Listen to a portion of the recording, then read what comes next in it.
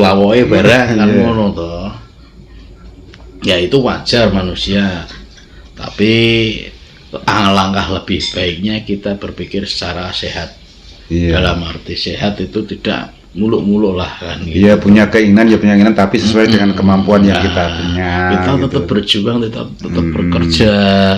Tidak males-malesan ya sampean turu tajak tirakat rogone sing ra kuat karena mengingat umur saya sudah segini jadi ya perlu dimaklumi aja. Iya, padahal umur sampean itu tirakate wis kental luwih kuat ya. Malah iki rogone sing ra kuat wah sobek mungkin ya karena pengaruh kerjaan saya yang berat Mas. Ya terus terang aja ya dimaklumi aja karena ya saya sendiri ya pengennya piye ya pengen tirakat lah kepengen ya istilah iki memikirkan sesuatu yang bisa membuat diri saya bahagia, hati saya tentram, finansial saya tercukupi. Ya pengen sih gitu ya. Iya, kebanyakan orang kok memikirkan secara finansial. Iya, benar. sedangkan rezeki paling tingkat tinggi itu ya, tingkatnya paling tinggi sama derajatnya paling tinggi itu kesehatan. Iya, betul. Sedangkan harta itu paling rendah. Iya, tapi betul. Kenapa orang berpikir rezeki harta itu paling tinggi? Itu karena nafsu Mas. Nafsu manusia. Dan itu sudah menjadi filosofi dan menjadi pemikiran semua orang. Sekarang kita balik lah. Sekarang kita balik. Kalau kita nggak punya kesehatan satu aja lah. Nggak usah mulu-mulu. Nggak usah kena diabetes. Satu suntikan tuh berapa untuk diabetes? Dulu ada pengalaman teman saya, satu suntikan 150, sedangkan tiap hari. Itu saya pengalaman Pak Haji kemarin sudah sampai 500. Itu insulin itu loh. Ya, suntikan insulin itu. Sudah 500.000 itu satu hari sekali. Nah, itu kalau dibalik berarti kan kesehatan lebih berharga. Iya betul. Iya kan gitu. Tapi kan enggak sekarang. Udah kalau ginjal berapa? Kita gagal ginjal. Corona bahasane apa? Cuci darah terus. Ya. Itu berapa juta aja itu? Seminggu sekali itu ada hampir 5 juta ya. Jadi kesimpulannya orang itu tidak bersyukur dengan apa yang sudah diberikan oleh Gusti Allah. Iya kan? Alhamdulillah masih diberi kesehatan, masih bisa jalan, masih bisa bernafas.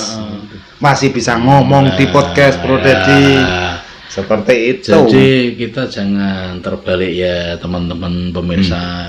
Kesehatan lebih utama. Jadi jangan sia-siakan kesehatanmu untuk mencari uang. Iya betul. Gitu. Sampai banting tulang. Sama mau kesel ya wis lah. Ya kan? Bareng. Nggak usah diperes banget otakmu. Tinggu besoknya lagi. Tinggu golek duit. Sesuk gak dunia masih berjalan. Dunia masih berjalan. Tanpa Anda punya mobil, tanpa Anda nggak glamor, dunia itu masih berjalan. Jadi jangan golek gengsi.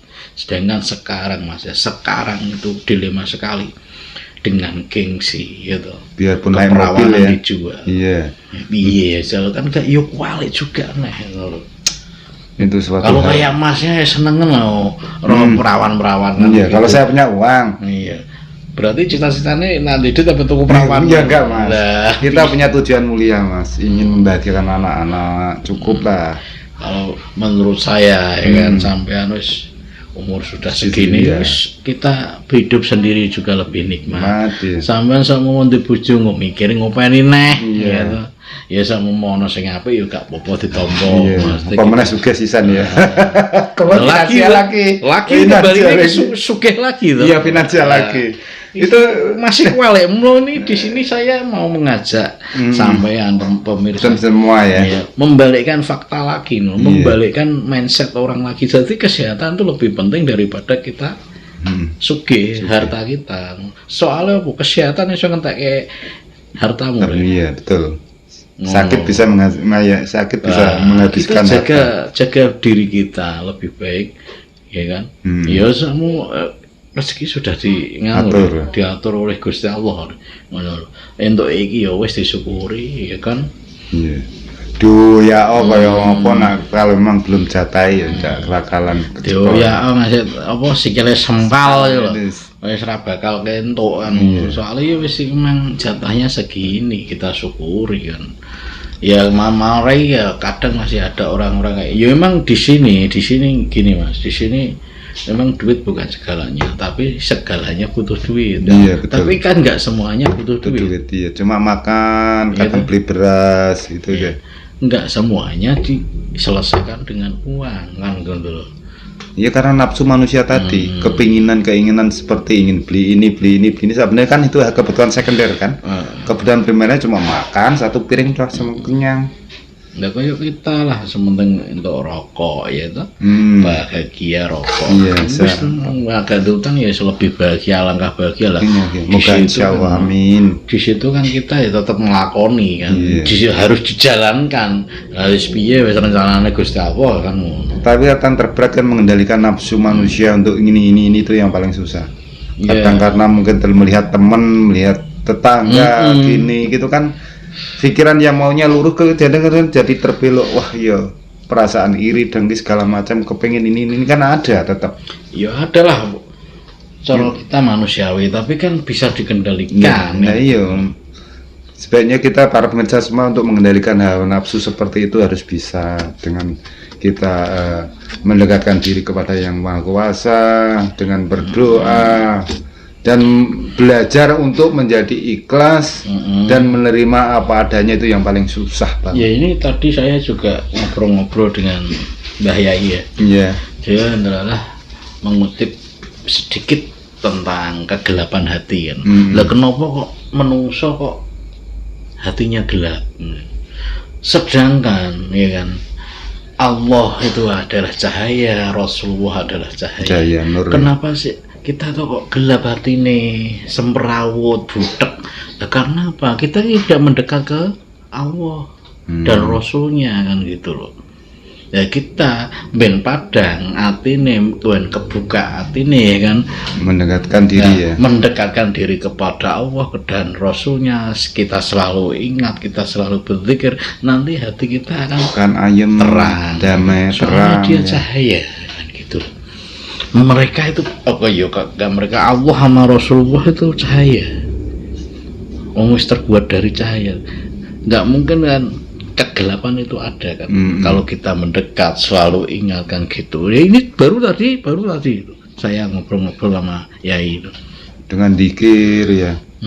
Segala macam itu jadi kita selalu ingat kepada Allah dan Rasul. Ya seperti itu pemirsa, ini hanya sebagai gambaran sebagai kita untuk mengingatkan diri kita sendiri, para pemirsa, untuk tentang kehidupan. Emang simpel ya sebenarnya. Tapi kadang kan simpel bagi kita, tapi kadang kita untuk melaksanakan selalu berat karena butuh latihan hati. Hati kita harus selalu terlatih kan. Ya nafsu itu kalah karo ngeleh gitu tuh.